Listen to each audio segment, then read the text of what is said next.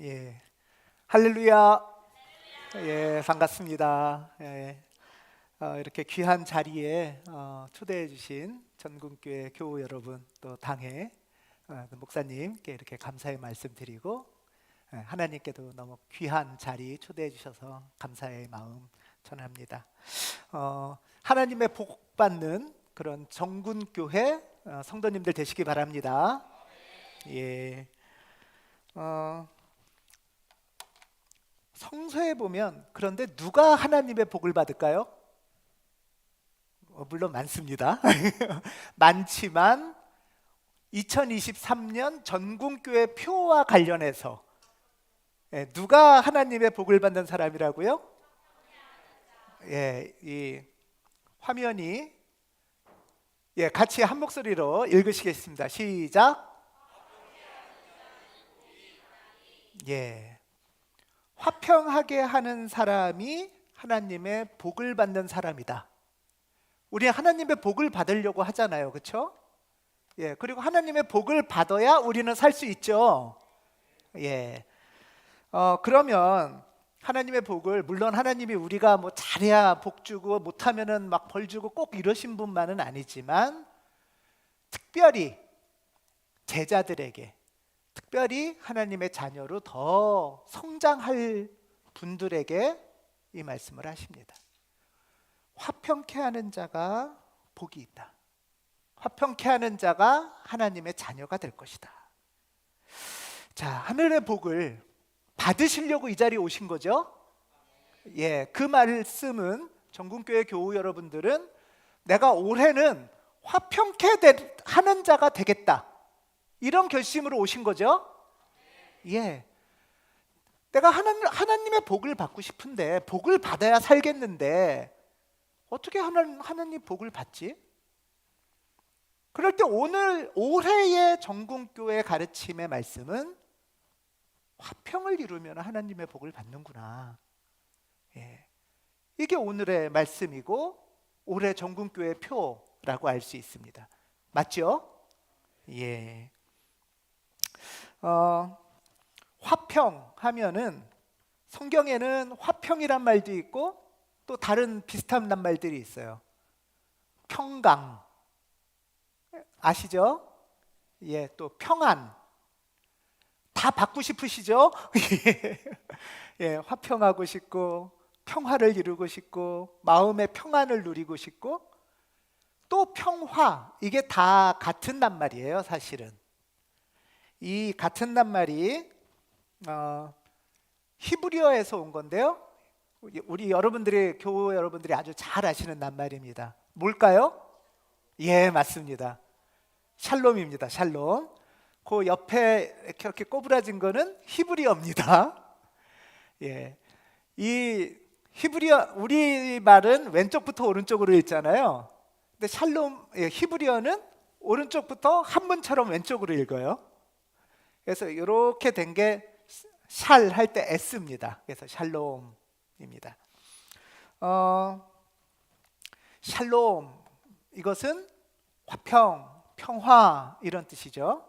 오늘 예배를 시작하면서 또 찬양하면서 옆분들한테 인사 많이 하셨는데, 이런 인사들을 유대인들이나 전통적으로 교회에서는, 우리 외국어로 인사 한번 해보죠. 히브리어로 인사해 봅시다. 예. 좌우에 계신 분들하고 샬롬 하고 인사를 해주십시오. 예, 감사합니다. 이렇게 평화 인사를 나눈 거죠. 예. 이 샬롬, 이 구약에 나오는 히브리어 샬롬, 이것이 신약에서는 하나님 나라로 보통 표현을 합니다. 예. 하나님 나라, 하나님 나라는 여러분 뭘까요? 여러 가지가 많이 있을 텐데, 구약의 이 정신을 연결한다면 신약에서는 하나님 나라는 샬롬이 이루어지는 곳이에요. 샬롬. 샬롬이 이루어지는 곳이 하나님 나라예요. 우리는 하나님 나라는 사실 조금 익숙하지 않았고 옛날에 보통 뭐라고 불렀죠? 천국이죠. 하나님 나라는 구약에서는 이제 히브리어로는 샬롬 이런 말을 많이 썼는데요. 그것이 예수님 시대로 오면서는 마가복음에선 하나님 나라, 마태복음에서는 어떻게 하나님 나라 해도 하나님이란 말을 함부로 해. 그래서 하나님 나라라고 마태복음엔 안 나오고요. 하늘나라라고 나와요. 하늘나라. 똑같은 말이에요. 하늘나라를 한문으로 번역하면 뭐죠? 하늘천 나라국. 그래서 천국이죠. 이해되셨어요? 그러니까 우리가 하나님 믿고 천국 가야지 할 때 하나님 믿고 천국 간다는 거, 하나님 믿고 하늘나라 간다는 거죠. 그 하늘나라는 마태복음식 표현. 마가복음이나 누가복음식에서는 예수님 믿고 하나님 나라 가야지. 하나님 나라. 구약의 히브리 사람들은 하나님 나라 간다는 건 예수님 믿고 어떻게 된다는 거예요? 샬롬 살아야지. 샬롬을 사는 것이에요. 샬롬. 그러니까 샬롬 하고 인사한다는 건 뭐냐? 천국 삶 사세요. 천국의 삶을 사십시오. 하나님 나라 삶을 사십시오. 축복 인사예요. 축복 인사해주고 축복 기도해주는 게 샬롬입니다. 그러니까 우리가 그냥 조금 마음 편안한 정도가 아니고요. 샬롬은 우리가 정말 그렇게 간절히 꿈꾸는 천국 삶을 사십시오. 이런 말씀이에요. 옆에 분들하고 다시 인사 또 할 거예요. 이번에는 샬롬을 우리말로 번역하면 뭐라고요? 천국 삶 사십시오. 이 소리예요. 천국 삶을 사십시오. 이제 왼쪽 오른쪽 분하고 인사하시기 바랍니다.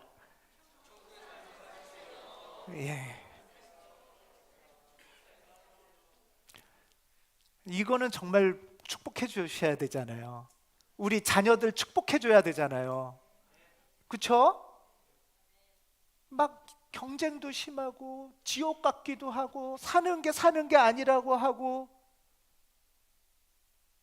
이런 삶 속에서 이런 세상 속에서 천국 삶을 살고 싶은 게 우리 간절한 신앙 소망이잖아요. 맞죠? 예.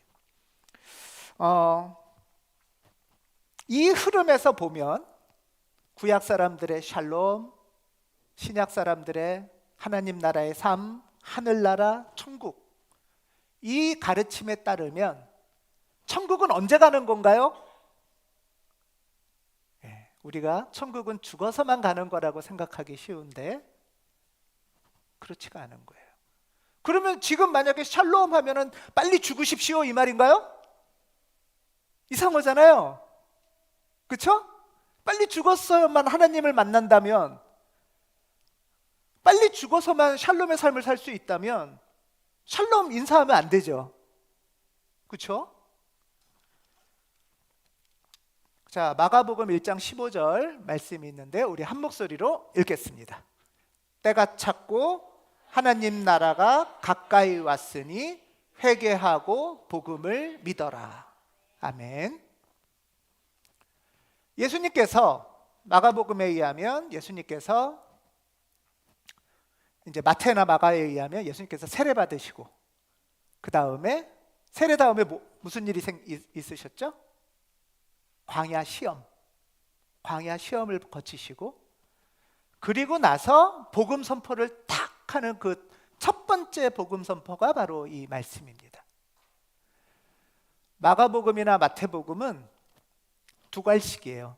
옛날 국어 공부 시간에 기억나세요? 두괄식, 미괄식 뭐 이런 거요? 뭐냐 하면 주제를 먼저 딱 말씀해 주시는 거예요. 그때 첫 번째 예수님께서 선포하신 주제 말씀이 이 말씀이에요.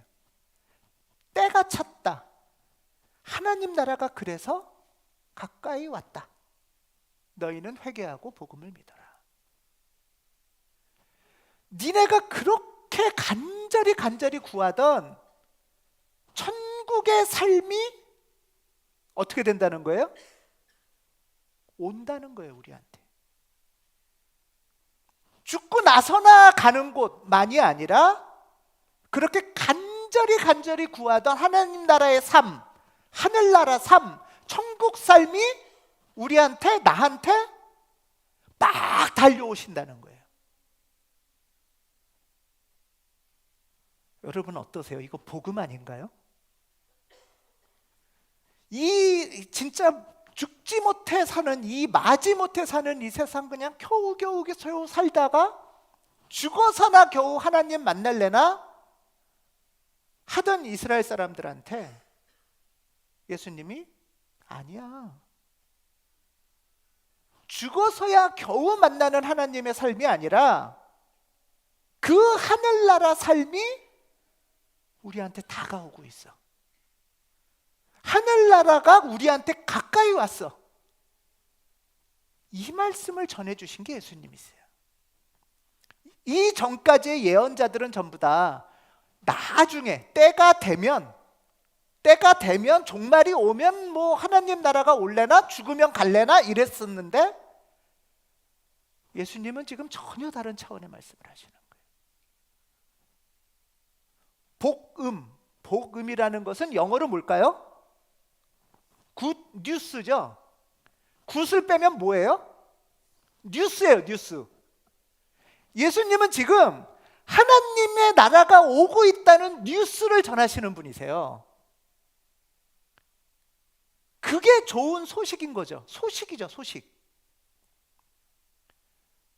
새로운 희망이 생기나 보다. 그게 가능하냐? 이런 질문과 이런 믿음 속에 예수님을 따라다니기 시작하는 제자들이 생기는 거죠. 예수님은 지금 우리한테 천국 삶이 가능하다는 말씀을 하시고 그 천국 삶의 가능성의 문을 열어주신 분이세요. 그래서 구세주신 거예요. 그래서 구원자신 거고 그래서 그리스도신 거예요. 아멘? 예. 여러분 믿어지시나요? 예. 하나님 나라가 나중에나 가는 게 아니라 하나님의 자비와 은총으로 우리에게 와주신다는 거예요. 이렇게 부족한 우리한테도 천국 삶이 가능하다는 말씀을 해주시니까 기쁜 소식이죠. 굿뉴스죠. 복음이죠. 그래서 복음입니다. 근데 아멘 했는데도 사실 마음에 조금 찜찜함이 있어요. 우리만 아니고 당시에도 찜찜한 사람이 있었어요. 누가복음 17장에 보면 그래서 바리새파 사람들이 하나님 나라 어느 때 와요? 온다며요. 이러면서 예수님한테 약간 비아냥? 약간 조롱? 또 그러면서 한편으로는 바라는 마음으로 물어보죠. 하나님 나라 온다며요. 가까이 온다며요. 어디 있어요? 이거 우리도 궁금하지 않으신가요? 예, 궁금하잖아요. 그래서 이렇게 하나님 나라 천국이 어느 때 옵니까? 때가 됐다며요. 그러니까 예수께서 대답하여 이르시되 하나님 나라는 볼 수 있게 임하는 것이 아니요 또 여기 있다 저기 있다고도 못할 것이다. 뭐 청학동 같은 데 있거나 무슨 뭐 지리산 속에 있거나 아니면은 뭐 롯데타워 꼭대기에 있거나 그런 건 아니래요. 지금 아주 궁금해하는 바리새인들한테 예수께서 말씀하시고 계신 거예요. 그러면 하나님 나라는 어디 있는 거예요? 하나님 나라가 가까이 온다는데 도대체 어디예요? 이런 질문이 우리 안에 있잖아요. 그때 하시는 말씀입니다.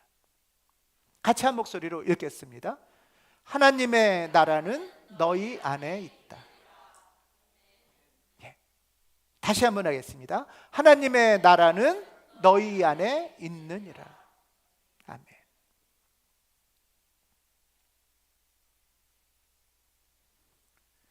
어디 하나님 나라 있다, 여기가 천국이다, 저기가 천국이다 하고 도시락 싸들고 쫓아다닌다고 해서 되는 건 아니래요. 예수께서 그 첫 복음으로 선포하신 그 천국의 삶이 우리한테 오는데, 그 천국의 삶이 어디에 있어요? 우리 안에 있다는 거예요. 우리 안에 있다는 것은 첫 번째는 내 마음 속에서 샬롬이 가능하다는 거예요. 성령의 은총으로 말미암아 내 마음에 정말 뺏기지 않는 평안과 화평과 샬롬의 세계가 하나님하고 같이 있을 수 있다는 거예요. 마음을 지키는 것이 천국을 지키는 길입니다. 아멘. 사실 마음이 평안하지 않으면 통장에 잔고가 좀 많다고 해서, 아이들 성적이 좀 오른다고 해서 행복하신가요? 그렇지 않잖아요. 아무리 돈이 많아도, 아무리 애가 공부를 잘해도 내 마음이 지옥 같으면 다 필요 없죠. 내 안에 어떤 미운 마음이 막 있고, 막 억울한 마음이 있고, 답답한 마음이 있고. 여러분들 그런 경험 있으신가요? 막 억울하고 답답해서 밤에 막 잠이 안 와서 뒤척거리고, 또 한편으로는 막 내가 생각해도 내가 너무 찌질해. 그냥 막 얼굴 들고 다니기도 창피해. 이때는 정말 입맛도 없고 잠도 안 오고 말 그대로 지옥 같다, 이런 거 있잖아요. 하나님 나라가, 그래서 예수의 복음이 정말 진짜가 되려면 하나님 나라가 어디에서 임하셔야 된다고요? 우리 안에, 내 마음 안에 임해야 돼. 내 마음 안에 먼저. 내 마음 안에 화평케 하는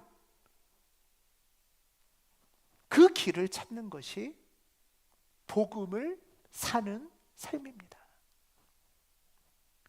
근데 또 한편으로는 하나님의 나라는 너희 안에 있다, 이것은 그리스어인데요, 또 하나는 이런 번역도 가능해요. 하나님의 나라는 너희들 가운데에 있다. 같이 한 목소리로 시작. 하나님의 나라는 너희들 가운데 있느니라.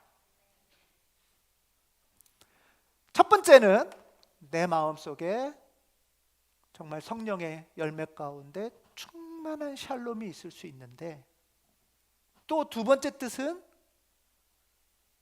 내 혼자만 마음이 편하다고 해서 편하지 않은 게 우리 삶이잖아요. 이건 무슨 말이냐? 나와 여기 사이에, 나와 너 사이에, 나와 사랑하는 사람 사이에 하나님의 천국이 임해야 된다는 거예요. 내 먼 사람, 아프리카 사람 이런 것까지는 일단 빼고, 내가 매일 보는 사람, 우리 교우, 내가 일터에서 만나는 사람, 우리 자식, 요 관계 사이에 천국이 임해야 천국이잖아요.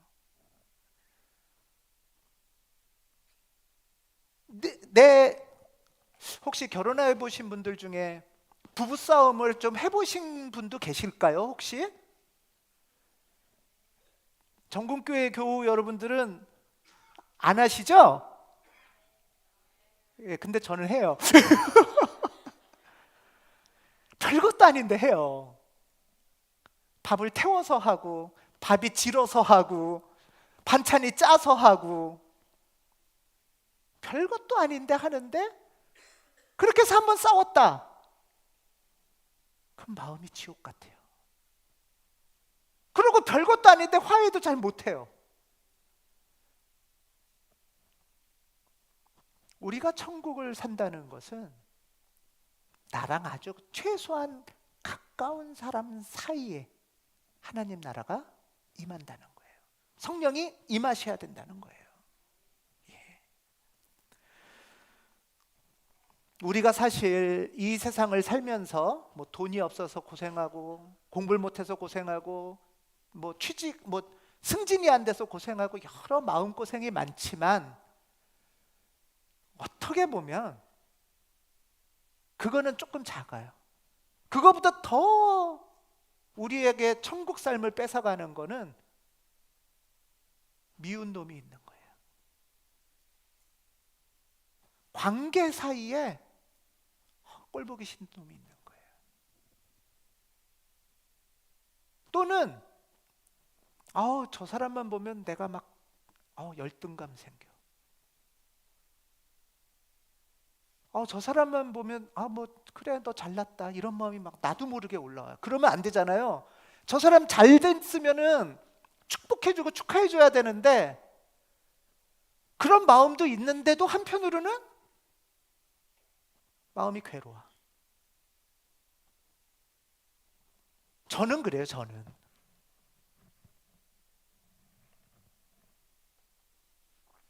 우리가 인생을 살면서 실제로 제일 어려운 거는 뭐냐 하면 관계의 어그러짐이에요. 부부 간에, 또 부모와 자식 간에, 내 자식하고도 그렇지만 나랑 부모님하고는 어떠세요? 또 교우들 간에,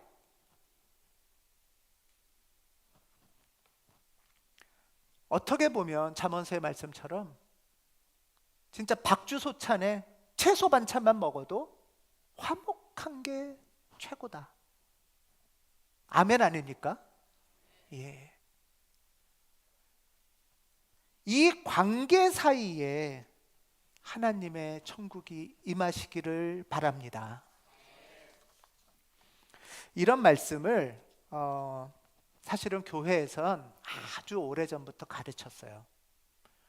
독일의 유명한 신학자가 계신데 중세 1200년경에 베르톨트 폰 레겐스부르크라는 신학자가 계세요. 그 신학자가 설교 중에 중요한 말씀을 했는데요.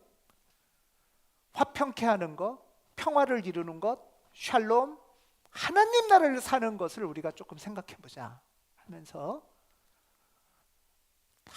그 샬롬을 이루려면 세 가지 영역이 있다고 얘기를 해요. 첫 번째는 나와 하나님이 어떻게 관계를 맺고 살아가고 있나.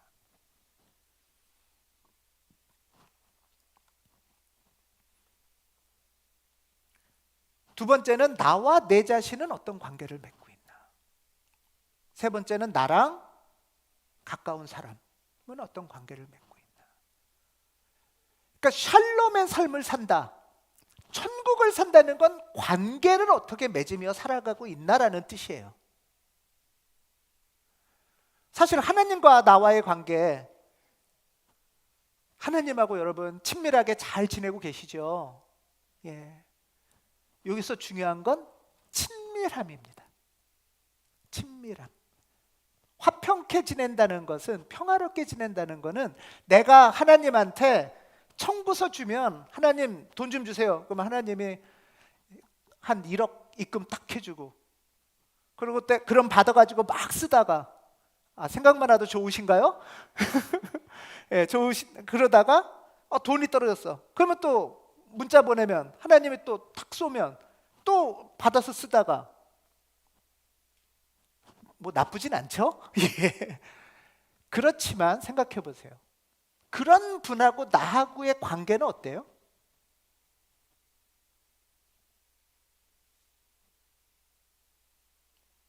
이 하나님하고 내가 잘 친밀하게 이야기하고 사귀고 그런 관계가 될까요? 자식이 있는데 나한테 전화 한 통화도 안 하고 안부 전화도 안 하는데 돈 필요할 때만 연락해.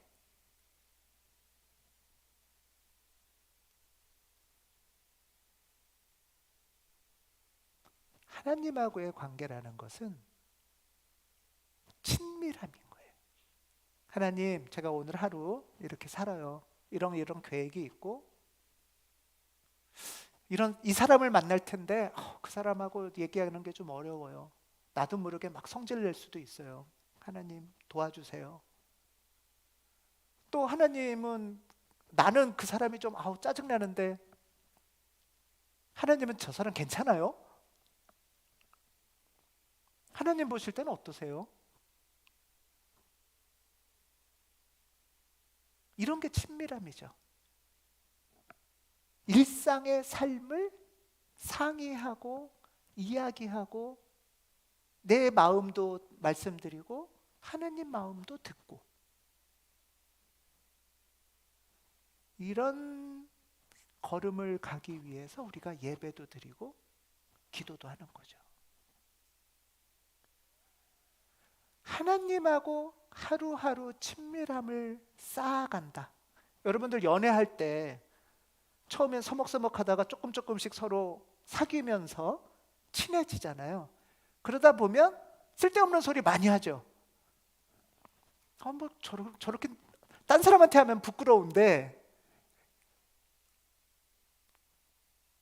그런 아주 사소하고 작지만 나한텐 중요한 얘기를 하나님한테 하는 거예요. 그리고 하나님은 또 어떻게 생각하시는지 얘기도 듣는 거죠. 그런 과정에서 우리는 내 안에, 내 속에 하나님이 내주하시는구나. 성령께서 내 안에서 운행하시는구나. 이게 천국이지 뭐 별거 있겠어? 하는 감동이 차올라오는 거죠. 세상 사람들은 몰라요, 그거는. 세상 사람들이 볼 땐 참 별거 아닌 사람 같은데 그냥 담담하고 얼굴도 밝고 맑고 막 크게 대단한 사람 같진 않은데 조금 염려되는 일이 있어도 크게 흔들리지 않고 항상 심의 기쁨, 항상 기뻐하면서 범사에 감사하면서 기도하는 삶이 가능한 거죠. 이것이 하나님과의 친밀함이라고 할 수 있어요. 두 번째 차원은 나와 내 자신의 관계입니다. 여러분들, 내가 하나님하고 이렇게 관계를 가져가지 않으면 여러분들 어떠세요? 한번 생각해 보세요. 나는 내가 너무 좋아 하시는 분 손 들어 보시겠어요? 손은 드지 맙시다. 나는 내가 너무 좋아. 나는 하나님의 형상을 닮은 것 같아. 아침에 이렇게 세수하고 이제 얼굴 보면 그래, 하나님의 형상처럼 만들었다는 게 이런 것일까? 아멘이신가요? 예. 근데 솔직히 잘 안 돼요. 내가 나의 좋은 모습보다 어때요? 마음에 안 드는 게 더 많아요. 이것도 마음에 안 들고 성질은 왜 이 모양이야? 성질도 마음에 안 들고 성질이 나쁘면 공부를 해도 잘하든가 공부도 못하고 뭐 피지컬이 좋든가 뭐 거기다가 저 사람은 잘났는데 늘 우리는 사실은 비교하고 평가하고 하나님은 나 괜찮다는데 나는 내가 싫어. 그래서 나는 내 자신과 불화하고 있어요. 내가 내 자신을 하나님의 형상처럼 존귀하게 여기고 이뻐하고 감싸 안지 않아서 화평을 못 만나기도 하는 거예요. 이거는 근데 사실 우리만의 이야기가 아닙니다. 성경의 말씀을 보면 로마서 7장의 말씀인데요. 많이 들어보셨을 거예요. 내가 원하는 것은 행하지 아니하고 도리어 미워하는 것을 행함이라. 이거 나는 이렇게 살고 싶어. 그렇게 여러분들 예배드리고 그래 다짐하고 나 이런 사람이 돼야지. 그러고 나서 예배 끝 마치고 이제 주중에 한 주를 사시면서 살아가시는 모습은 어떠세요? 내가 원하는 것은 행하지 아니하고 도리어 미워하는 것을 행하는구나. 이런 내 모습 많이 보시잖아요. 그렇죠? 근데 이건 우리만이 아니라 바울도 이렇게 고백할 만큼 이게 우리 모습이에요. 그러니까 내가 나를 좋아하기가 어려워요. 그러니까 나도 믿고 내 안에 화평이 있기가 어려운 거죠. 예를 들면 여러분들 내가 원하는 건 다이어트인데 밤이 되면 꼭 라면을 끓여 먹고 싶어.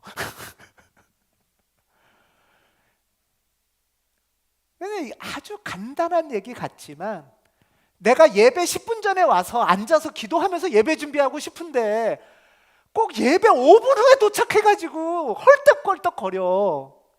이게 우리 모습 아니에요, 사실?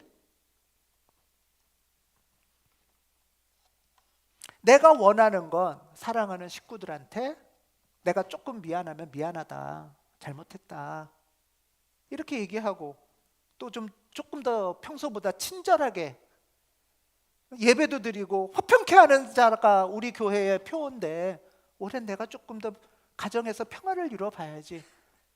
저는 이 마음을 안 먹는 분은 한 분도 안 계시다고 믿어요. 맞죠? 예. 왜? 우린 그리스도인이니까.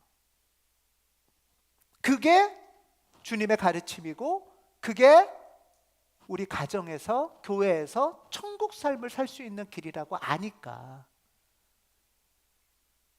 아멘하고 고백을 하고 믿음으로 따르고 싶은데 근데 생각보다 안 되는 거예요. 여기가 실제고 현실이에요.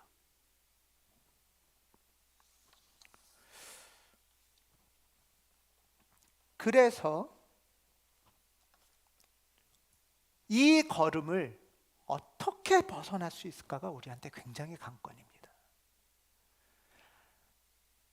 설교와 예배의 들음으로만 머리로만 생각으로만으로는 안 되는 거예요. 말씀을 하나 더 보시면 골로새서 3장에 이런 말씀이 있습니다. 이제는 이 모든 것을 벗어버려라.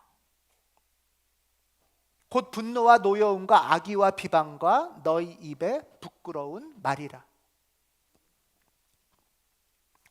우리가 성경에 보면 여전히 옛사람의 습관이 남아있어요.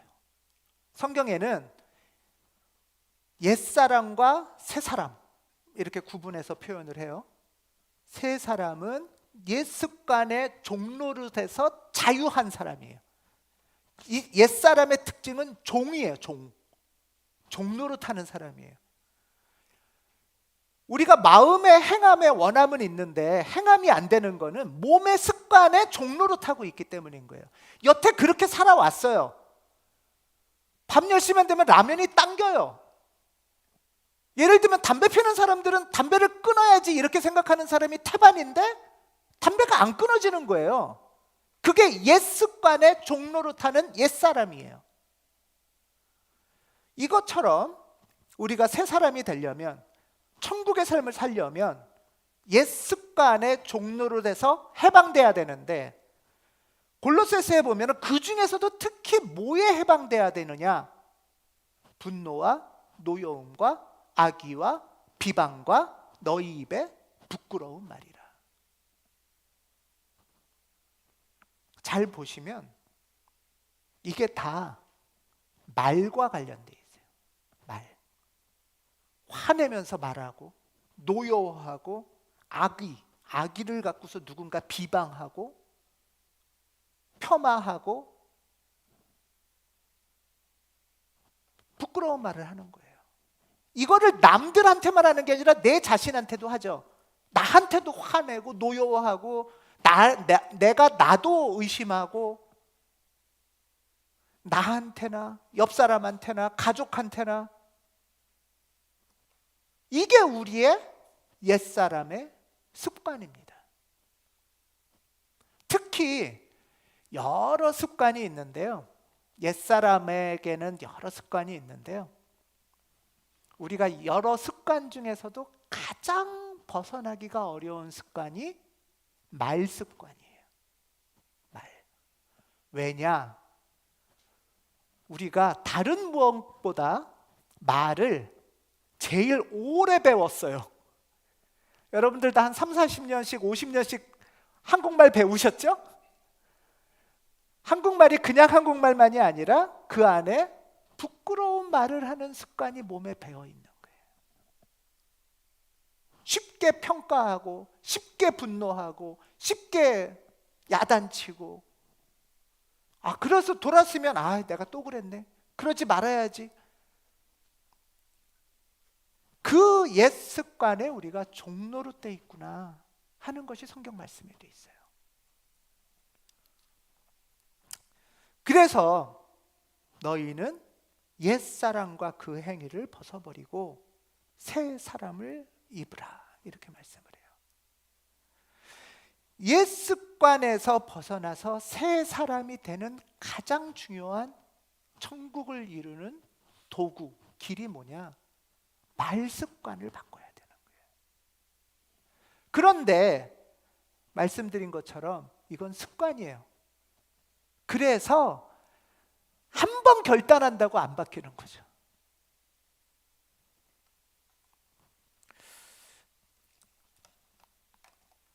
다시 말씀드리면 우리가 옛사람에서 벗어나서 천국 삶을 사는 새 사람이 되려면 옛 습관의 최고봉인 말 습관에서 벗어나야 돼요. 이 말이 비방의 말, 악의의 말, 또는 충고의 말, 가르침의 말, 열등감의 말에서 평화를 이루는 말로 바꿔야 돼요. 갈등을 일으키는 말에서, 다툼을 일으키는 말에서 회복을 일으키는 말로 바꿔야 되는 거예요. 그러기 위해서는 우리가 말을 배워야 됩니다. 내 습관대로 말을 하면 안 돼요. 근데 우리가, 여러분 운전을 오래 하신 분들은 아실 텐데, 운전이 오래 익숙하면 거의 대충 앞에 안 봐도 막 운전하고 가죠. 그렇죠? 여러분들 대개 가정에서 교회 오실 때도 길 꼼꼼히 안 보시고 대충 와도 다 오시잖아요. 너무 익숙하니까. 말이 그래요. 그래서 때에 따라서는 아니라 사실은 굉장히 자주는 생각하는 것보다 말이 먼저 나와요. 그렇지 않아요, 여러분? 한번 이제 돌아가면서 한번 생각해 보십시오. 생각하고 말을 하기보다 일단 말을 먼저 뱉어놓고 내가 말을 그렇게 했네? 그리고 꼭 그런 의도는 아니었는데, 이렇게 되기 쉬운 거죠.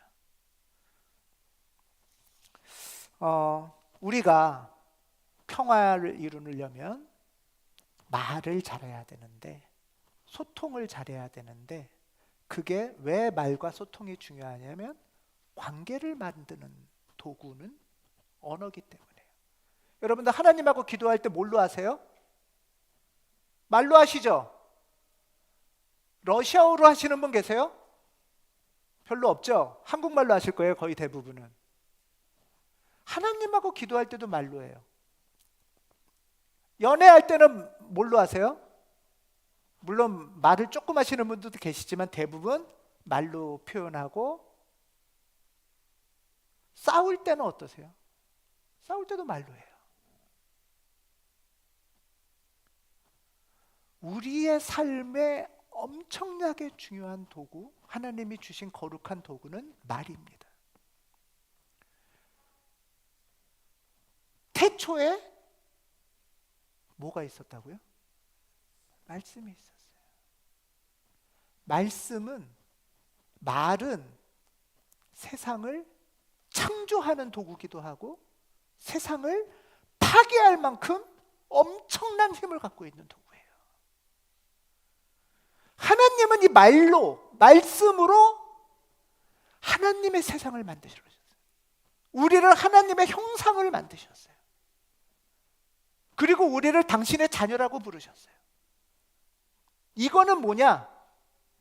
내 말도 내 아이를 하나님의 형상만큼 존귀하게 만들 수 있다는 거예요. 내 말로. 내 사랑하는 사람도 내 말로 천국의 삶을 만들어 줄 수도 있다는 거예요. 그런데 한편으론 이 말 하나로 이 사람과 나 사이를 지옥으로도 만들 수 있고 거룩한 예배당이 고통스러운 장소가 될 수도 있다는 거예요.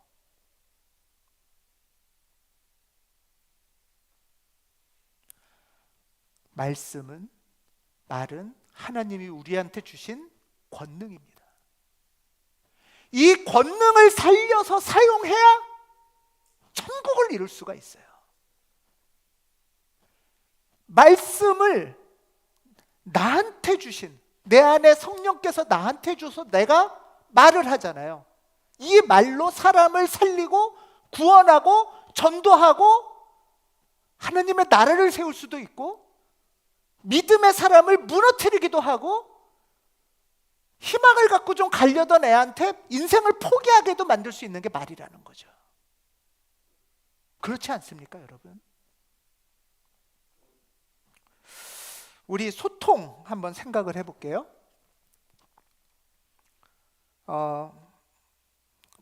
카허프라는 외국 학자가 한번 이런 말을 했어요. 소통에 5단계가 있다. 5단계가 있대요.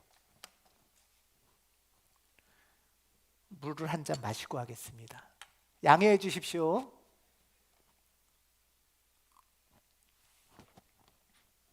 마이크 성능이 좋아서 물 먹는 소리가 들어갈까 봐요.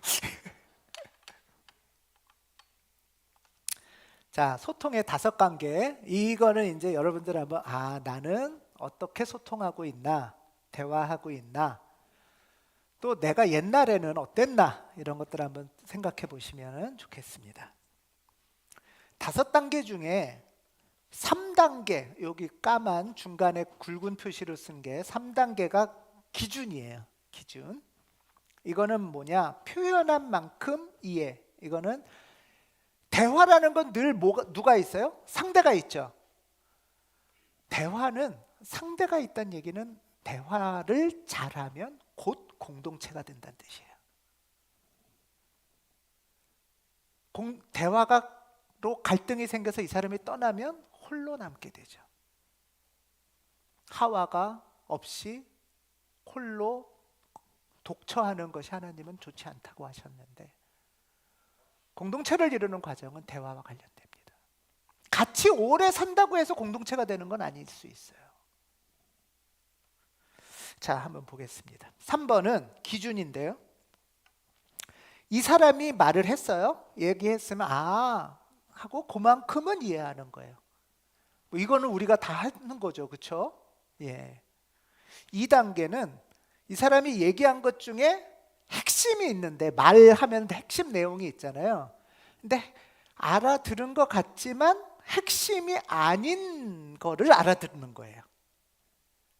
그다음에 1단계는 그러니까 조금 잘 못 알아듣는 거죠. 2단계는 1단계는 이 얘기를 했는데 나는 이런 반응 이렇게 알아듣는 거예요. 완전히 오해하거나 다르게 하는 거죠. 1, 2단계는 잘 안 하시겠죠? 그렇죠? 한번 예를 들어보겠습니다. 아이가 있어요. 우리 아이가 있는데 예를 들면 아이가 이래요. 우리 집 너무 시끄러워요. 집에서 공부 좀 하려고 했는데 공부가 안 돼요. 너무 시끄러워서. 아이가 이렇게 얘기를 해요. 예. 그러면 만약에 3단계면 어떻게 듣고 반응하시겠어요? 예. 그냥 혼자서 소리 내서 하셔도 돼요. 예, 연습 한번 해보세요. 예. 공부하려고 했는데 시끄러워서 공부가 잘 안 됐구나. 아이가 그 얘기를 한 거죠? 그러니까 그렇게 들어주시면 되는 거죠? 너무 쉬워요.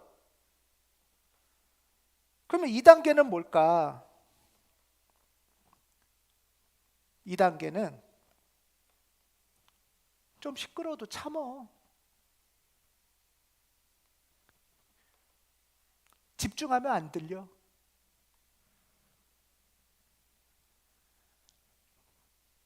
혹시 이렇게 얘기하거나 들어보신 적 있으세요?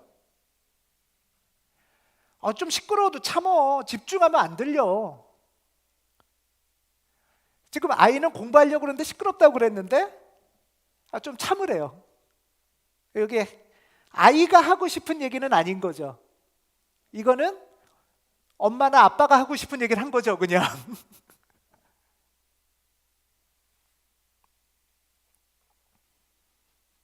1단계는 어떤 걸까요? 완전히 벗어난 내용. 뭐가 시끄러? 공부하기 싫으니까 별 핑계를 다 대네. 아이는 분명히 공부하려고 했고 시끄럽다 시끄러워서 공부하기가 어렵다고 얘기했는데 지금 별거 아닌 것 같지만 아이의 마음에 아이가 지금 핑계대는 아이가 돼버린 거예요. 정말 오랜만에 작정하고 공부 좀 해보려고 했는데 갑자기 내가 핑계가 되는 애가 돼버렸어? 거짓말하는 거야 내가? 그러면 공부하기 싫잖아요. 그렇지 않겠어요?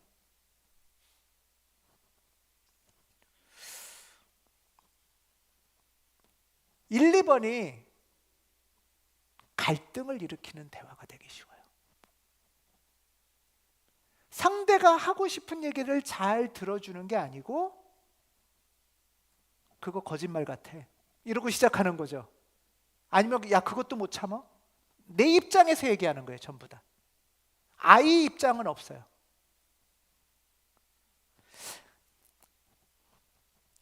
3단계에서 근데 우리가 내가 이런 적도 있구나 하면은 한번 도입해서 바뀌어보면 좋잖아요. 예를 들면 4단계 표현한 만큼 이해는 3단계는 시끄러워서 공부가 잘 안 되는구나. 그 얘기는 만큼은 알아들었어요.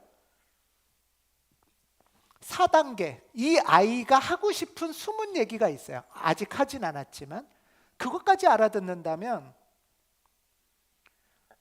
공부할 때 식구들이 좀 조심해 주면 더 좋겠구나. 네가 집중하려고 하는데 힘들구나.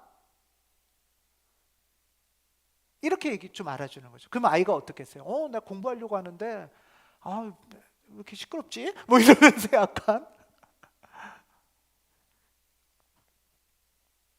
거기서 더 나가서 5단계는 이 아이의 사실은 선한 뜻이 있어요. 이 아이의 선한 뜻은 뭐죠?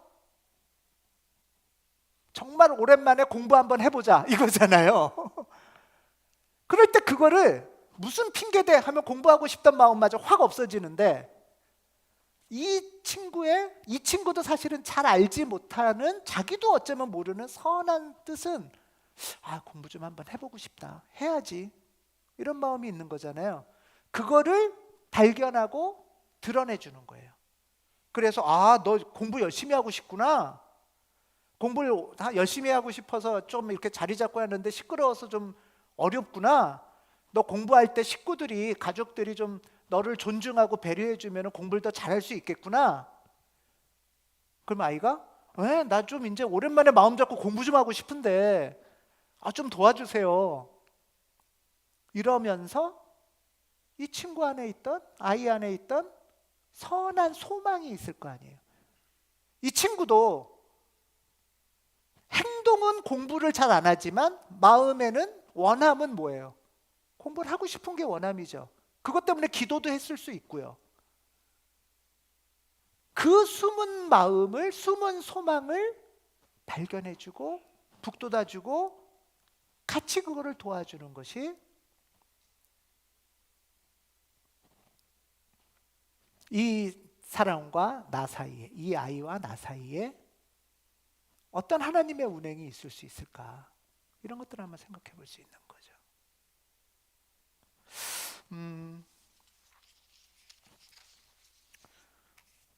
혹시 여러분들 중에 며칠 전에 가까운 동료들하고 이렇게 좀 말다툼하거나 다툰 경험이 있으실까요?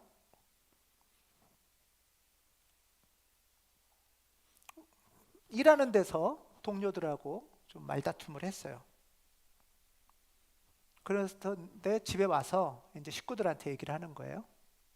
아, 좀 일터에서 그 친구하고 좀 속상해서 싸웠는데 말을 안 해. 나 지금 말을 며칠째 안 하고 있어. 화해하려고 하는데도 잘 안 되네. 이렇게 집에서 얘기를 했어요. 여러분들한테 뭐 아이도 그렇게 얘기할 수 있고 식구가 가족이 그렇게 얘기를 했어요. 그러면은 여러분 어떻게 반응하시고 싶으세요?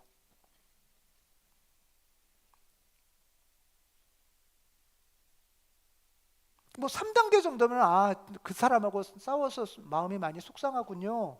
뭐 정도겠죠? 3단계. 3단계는 최소한 하셔야 됩니다. 예. 그런데 이렇게 하면 안 된다는 거예요. 예를 들면 2번은 뭐냐 하면 2단계. 그 사람하고 싸우면 어떡해? 빨리 가서 화해해. 이러면 이 사람은 얘기할 때 그 말 듣고 화해하러 가나요? 내 입장은 하나도 이해도 안 해주고 왜 싸웠는지 물어보지도 않고 빨리 가서 갑자기 화해만 하래. 싸우면 어떡하냐고 야단만 쳐. 막 여기서도 싸웠는데 여기서도 또 싸움이 생길 수 있죠. 2차전이 시작되는 거예요. 1단계는 더 좀 안 좋아요. 내가 그럴 줄 알았어. 당신 성격이 원래 그래. 어쩌라고요? 그러면 이렇게밖에 답이 안 나오는 거예요. 그래, 나 성격 안 좋아. 나 막 싸우고 다녀. 우리 마음 안에는, 내가 만나는 사람 안에는, 우리 사랑하는 사람들 안에는 옛 습관도 있지만 선한 소망도 있어요. 그렇죠? 그래서 이 옛 습관을 자극해서 이 갈등을 일으킬 것이냐, 선한 소망을 조명해주고 이 선한 소망을 격려해줘서 선한 소망을 실천할 수 있도록 도와줄 것이냐, 이거잖아요. 이 사람의 선한 소망은 뭘까요? 나 그 사람하고 싸웠어 하면서 집에서 얘기할 때 선한 소망은 사실 나 그 사람하고 잘 지내고 싶어. 그렇지 않습니까? 여러분, 나는 누구든 싸우면서 살고 싶어, 이런 사람이 있나요? 아무도 없어요. 난 막 맨날 갈등 일으키고 싸우고 지지고 볶으며 살고 싶어, 이런 사람은 한 명도 없어요. 누구든 화해하고 싶고 잘 지내고 싶고, 그게 우리 하나님이 주신 우리 안에 숨어 주신 선한 소망이에요. 그런데 나도 내 안에 그 소망이 있는 걸 발견을 잘 못해요. 그럴 때 당신 안에 그거 있잖아. 당신 하나님한테 기도하면서 화해하고 싶다고 했잖아. 당신의 그 선한 힘으로 어떻게 우리가 그 사람하고 좋은 관계를 맺을 수 있을지 길을 찾아보자. 이게 선한 소망이잖아요. 그렇게 답하는 거하고 이쪽은 내가 그럴 줄 알았어. 당신 성격이 오래 못 가겠어. 그러면 여기서는 내가 말을 하나 봐라.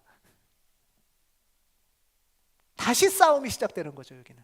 근데 여기는 같이 협력하고 기도하면서 그래, 내가 바깥에선 싸워도 이 사람이 있으니까 하나님하고 같이 기도할 수 있지. 천국 삶이 이루어질 수 있는 거예요. 세상의 모든 문제가 해결돼야 천국은 아니죠. 많은 과제가 있고 어려움이 있고 해야 될 일이 있어도 내 사랑하는 사람하고 최소한 선한 소망이 연결되고 같이 이 사람하고 하나님의 걸음을, 인생을 걸어가면 되겠다. 사랑하는 교우들하고 거친 세상이지만 같이 우리가 이 걸음 가면은 하나님의 화평 가운데 하루하루 살아갈 수 있겠다. 이럴 때 우리가 온전하진 않죠. 온전함은 아니지만 천국의 맛을 보며 살아갈 수 있는 거잖아요. 아멘? 예.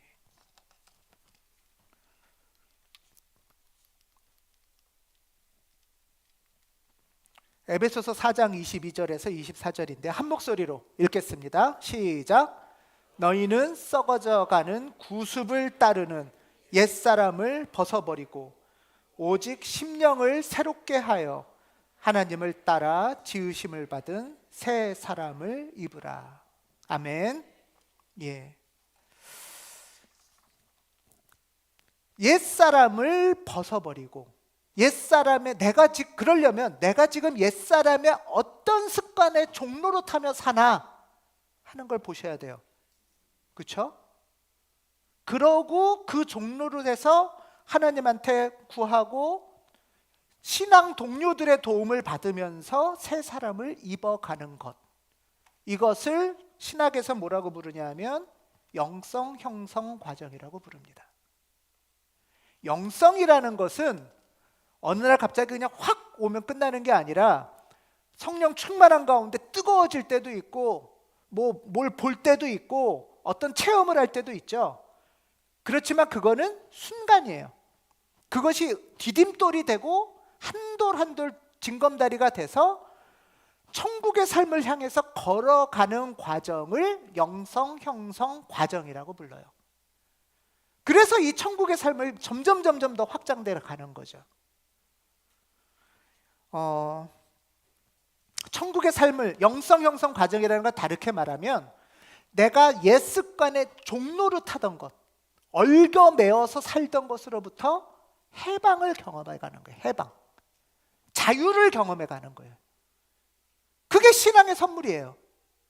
만약에 여러분 죽어서만 천국 간다면, 죽어야만 하나님 나라를 맛볼 수 있다면 우리 지금 이 자리에 앉아 있는 거 손해예요. 죽기 직전에 믿으면 되잖아요. 그렇지 않아요? 젊을수록 손해예요. 죽기 직전에 믿습니다 하고 천국 가면 되는 거잖아요. 물론 죽음 이후에 하나님의 문이 열리는 천국이 있어요. 저는 있다고 믿어요. 그런데 그거가 다가 아니라 지금 살아서 지금부터 천국을 만날 수 있다는 거예요.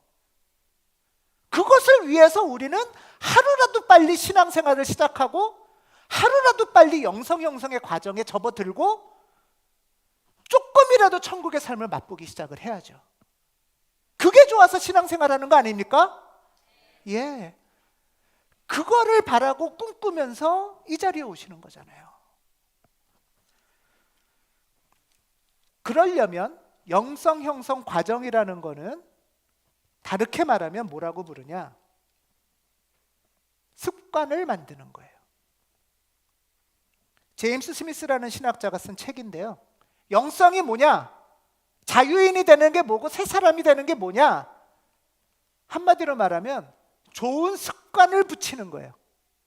옛사람의 나쁜 습관, 종로로 타던 것을 벗어내고 좋은 습관을 몸에 배우고 익히는 것이 영성이고, 그 습관을 배워야만 천국의 삶을 살 수 있어요.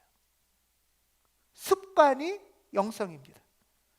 그래서 우리는 열심히 배워야 하고, 배운 것을 그 다음에 어떻게 하셔야 돼요? 가서 일주일 내내 연습하셔야 돼요.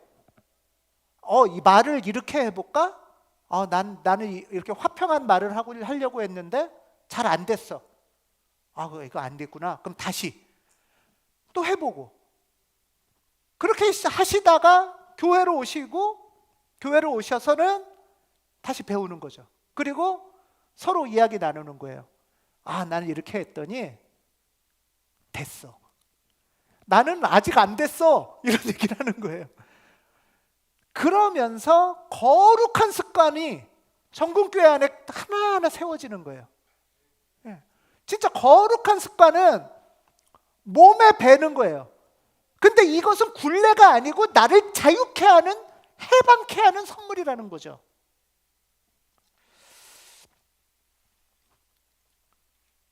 그러려면 여러분들이 혼자서는 어렵습니다. 혼자서는 어렵고요. 대화하는 누구랑 해야 돼요? 대화? 상대가 있어야 되죠. 상대가 있어서 교회 안에서도 여러분 사실 연습하기 제일 좋은 것은 어디예요? 교회예요. 왜 교회냐? 저는 이것을 믿고 교회도 개척하고 교회도 섬기고 목회 활동도 하는 사람이고 신학교에서도 가르치는데요. 왜 집이 아니고 교회냐? 여러분들 생각해 보세요. 집에서도 네 성도님 이러시나요? 오히려 집이 우리가 좀 너무 막해요. 내 습관대로, 나쁜 습관대로 막 하기가 쉽단 말이에요, 집이. 교회가 영성 훈련장이 돼야 됩니다. 예. 교회에서 배운 다음에는 교인들하고 믿음, 신뢰가 가잖아요. 교인들하고 연습하시는 거예요. 연습하고 그걸 연습한 다음에 교회보다 훨씬 어려운 데가 집이고요. 집보다 훨씬 어려운 데는 직장이나 일터예요. 단계별로 가셔야 돼요. 지금 이제 배웠다고 갑자기 일터로 가시면 곧바로 망가져요. 예. 왜? 다짐으로만 되는 게 아니라 몸에 익혀야 되거든요. 그래서 교회가 영성 형성의 훈련의 장이 돼야 되는데, 그러려면 성공담만 얘기하는 게 아니라 내가 이런 나쁜 습관이 있어요.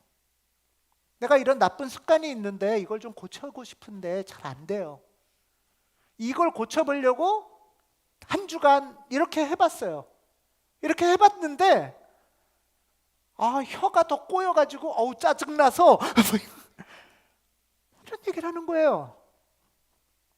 그러면은 나도 믿음으로 배워가지고 선한 실천하려고 하는데 잘 안 됐어요. 성공 사례만이 아니라 애쓰고 수고한 사례들, 애쓰고 수고했는데 잘 안 된 이야기들을 기도하는 마음으로 하는 거죠. 그것을 뭐라고 부르냐면 안전한 공간이라고 불러요. 안전한 공간은 여러분들의 교회 그리고 여러분의 가정이 안전한 공간이 되셔야 되고요. 안전한 공간을 만들려면 약속을 만들어야 돼요. 예를 들면 일종의 대화의 약속 같은 거예요. 어떤 거냐 하면 이런 거예요. 내가 약한 거, 내가 잘 못하는 거, 나의 나쁜 습관, 이걸 좀 고치고 예를 들면 담배를 끊고 싶다. 그러면 나 담배 핍니다 소리를 먼저 해야 되잖아요. 그렇죠? 술을 끊고 싶다 하면 술을 먹고 있었습니다 소리를 먼저 해야 되잖아요. 그걸 가리고 있으면 그러니까 그런다고 하더라고요. 담배 금연을 하려면은 금연하겠습니다 선언도 하고 도와달라고 얘기를 해야 혼자서는 힘들거든요. 담배 끊는 것보다 저는 더 어려울 수도 있다고 봐요. 성령의 도우심과 성도님들의 도우심이 없이는, 그래서 이게 교회의 역할이고 같이 신앙생활하는 이유죠. 혼자서 대화의 연습, 소통의 연습을 어떻게 하겠습니까? 혼자서는 천국 삶을 누릴 수가 없어요.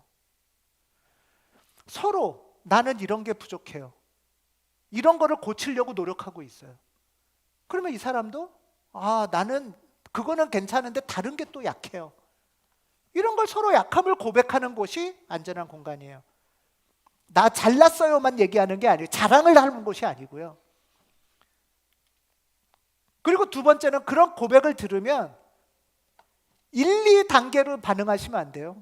당신 성격이 그럴 줄 알았어 이러면 안 되고, 사실은 본인이 먼저 힘들잖아요. 본인이 그걸로 애썼지만 안 됐으니 얼마나 마음이 아프겠어요. 그러니까 그 사람 입장에서 듣는 것, 이것이 중보기도의 시작입니다. 그리고 세 번째 약속, 이걸 정하셔야 되는데요. 이 어떤 모임이나 가정에서나 이런 약함을 얘기하고 이야기를 얘기했는데 내가 이분하고 믿고 이런 내가 좀 사실 안 그러려고 그러는데 욱하는 게 있어서 이걸 고쳐가려고 해요. 이런 얘기를 했어요. 그렇게만 하고 다음 주에 교회에 왔는데 온 교인이 다 알아.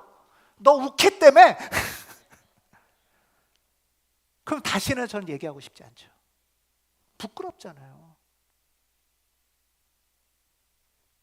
약함을 고백한다는 건 정말 소중한 선물을 나누는 거예요. 잘남만 고백하는 게 아니고요. 약함을 고백한다는 건 나의 이런 죄된 옛사람에서 벗어나고 싶다는 간절한 고백이에요.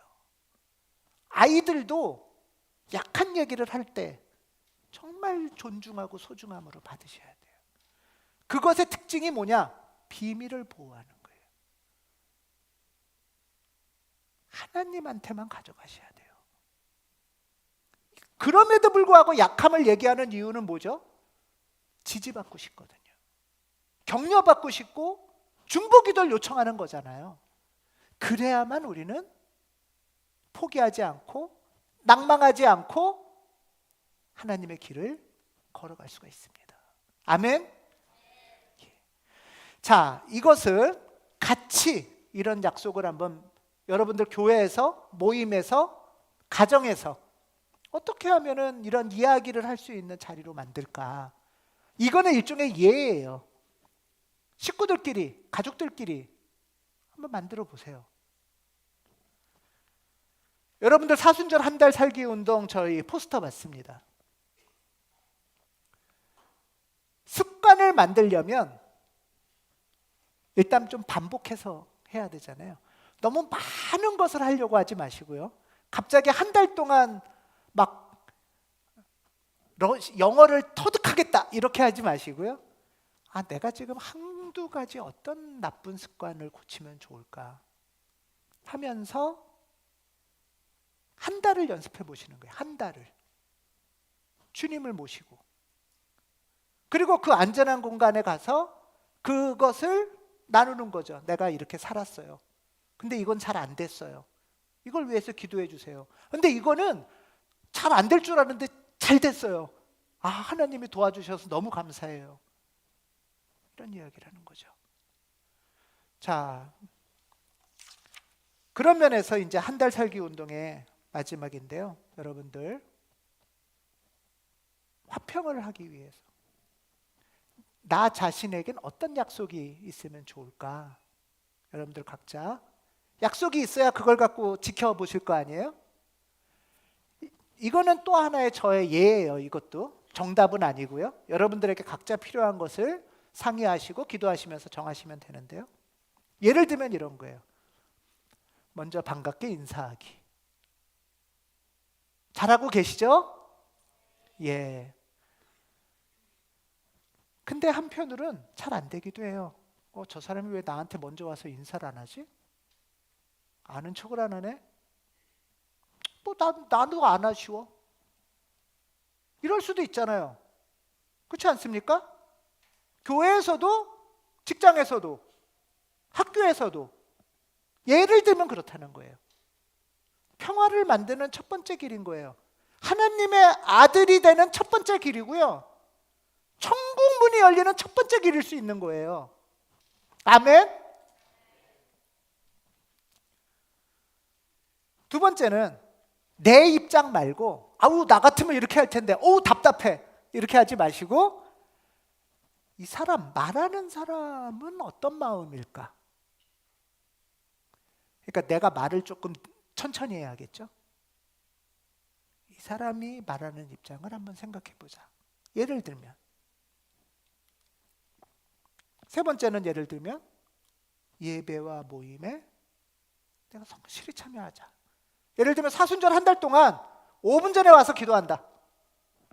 예를 들면 저는 이건 담임 목사님한테 상의한 건 아니에요.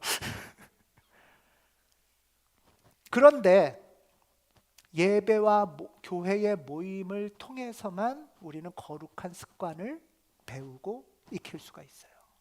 그렇지 않습니까? 교회는 거룩한 습관을 배우고 익히는 영성 훈련장입니다. 예.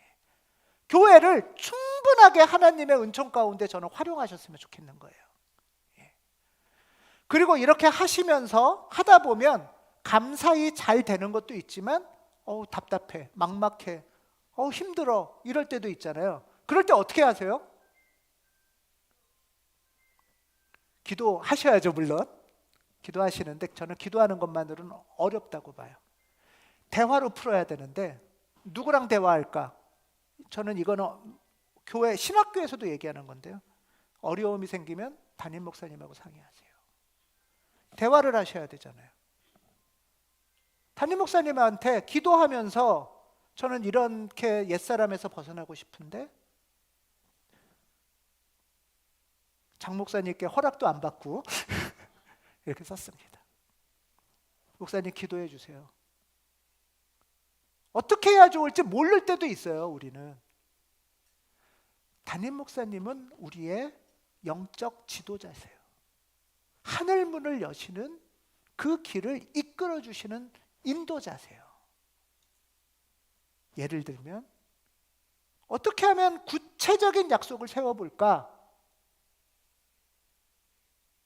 천국 삶을 어떻게 살 수 있을까?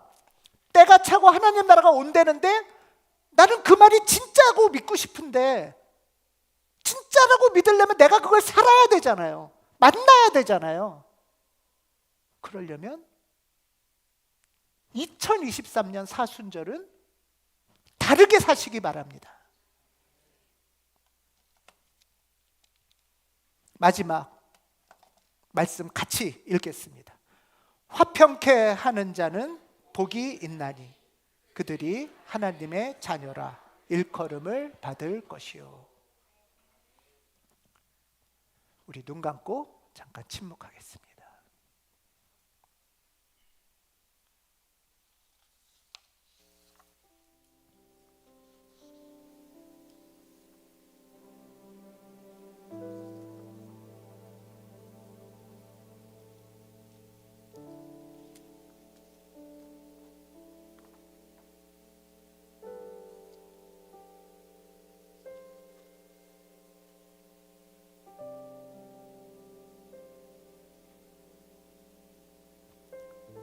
주님, 하늘문을 열어주시옵소서.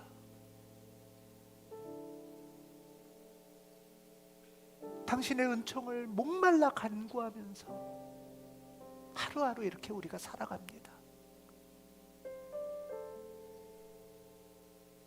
그리스도 예수께서는 분명히 우리가 이 땅에서부터 천국을 만날 수 있다고 하셨습니다. 참으로 그 복된 소식이 우리 인생 가운데 이루어지도록 도와주시옵소서. 우리 자녀들의 인생 가운데 펼쳐지도록 도와주시옵소서.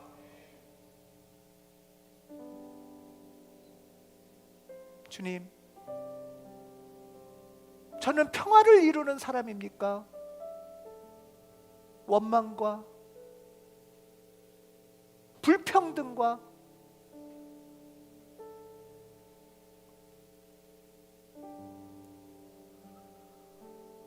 열등감에 사로잡혀 사는 사람입니까?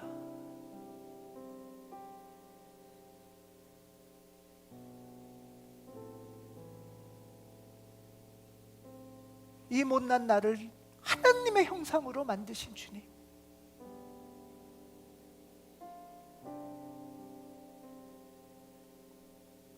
매년 만나는 사순절이 습관이 아니고 인생의 새로운 문이 열리는 2023년 사순절이 되도록 하늘의 은총을 부어주시옵소서.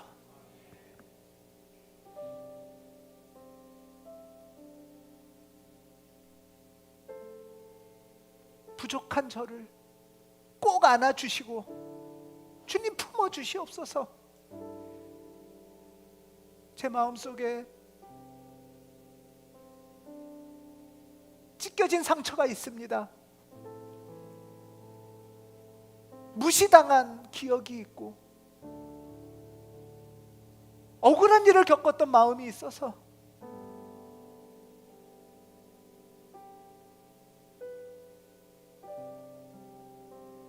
나도 똑같이 누군가에게 갚아주고 싶고 이 세상에게 복수하고 싶은 마음도 올라올 때가 있습니다. 하지만 주님,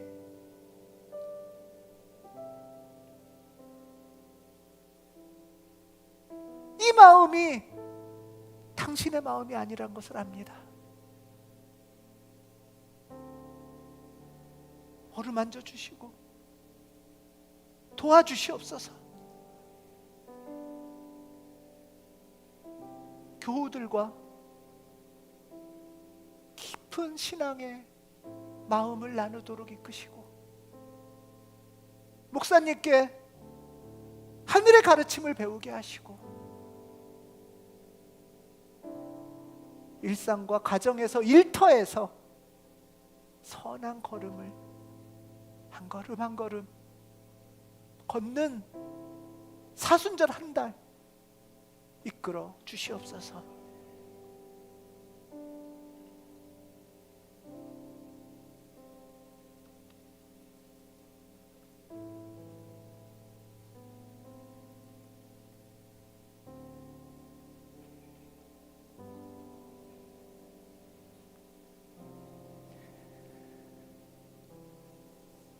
천국의 삶을 살고 싶지만 지옥의 삶을 살아가고 있지는 않은지요.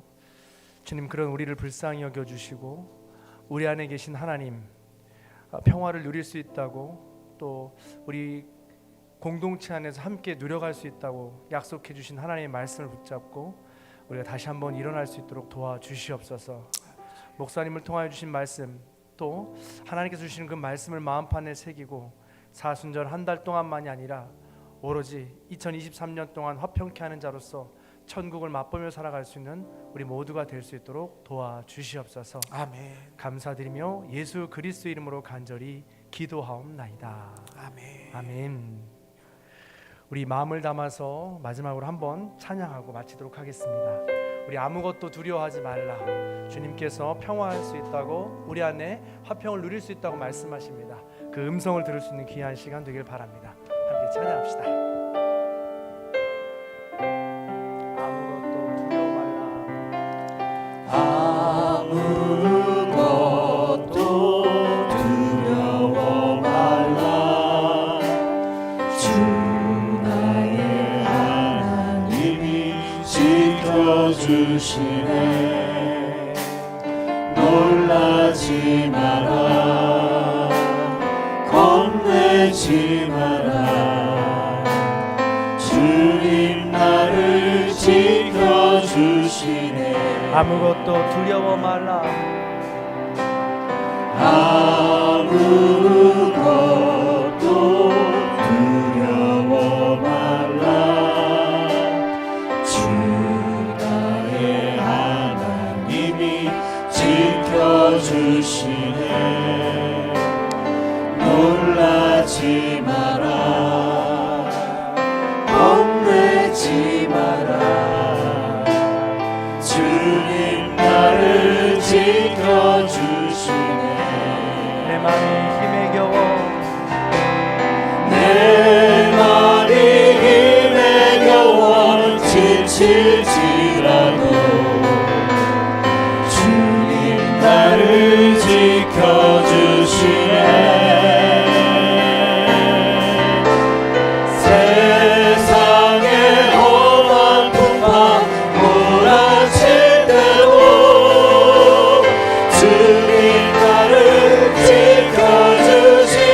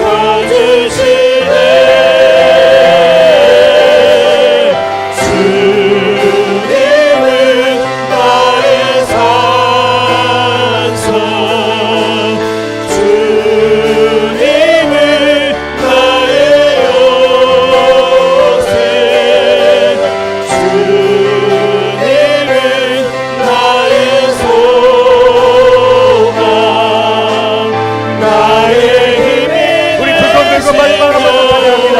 주님은 나의 산성이다. 주님은 나의 산성, 주님은 나의 요새, 주님은 나의 소망, 나의 힘이 되신 여호와. 주님은 나의 산성,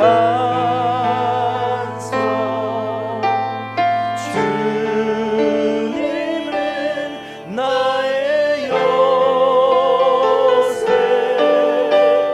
주님은 나의 소망, 나의 힘이 되시며.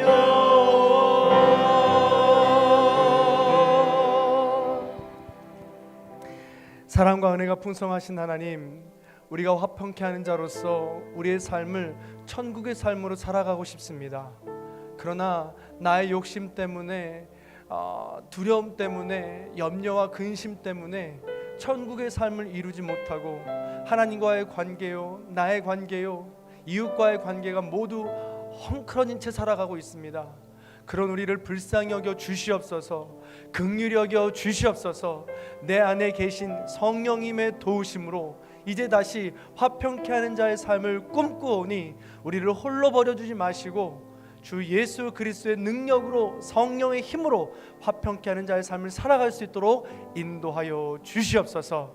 사순절 한 달 살기 운동을 하면서 우리 모든 성도님들이 가정에서, 교회에서 영성 훈련의 과정을 시작합니다.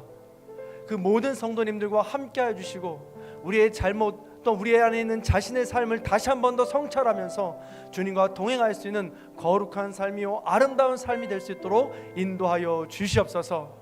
오늘 말씀을 전하여 주신 오세훈 목사님도 늘 강건하게 붙잡아 주시고 가는 곳곳마다 평화의 삶을 전할 때 만나는 모든 사람들에게 주의 평화를 전할 수 있는 축복의 통로가 될 수 있도록 인도하여 주옵소서. 두고 온 가온교회와 모든 성도님들 가정에도 함께하여 주시고 또한 함께하는 모든 성도님들과 또 함께하는 모든 평화의 삶을 배우는 이들에게도 주의 놀라운 은총과 사랑이 날마다 넘칠 수 있도록 인도하여 주시옵소서. 이 시간 이후의 삶, 화평케 하는 삶을 함께 하실 주님을 기대하고 찬양하며 우리를 구원하신 예수 그리스도의 이름으로 간절히 기도하옵나이다. 아멘. 이 시간 우리를 위해서 목사님께서 마지막으로 축도해 주시고 모든 예배를 마치겠습니다.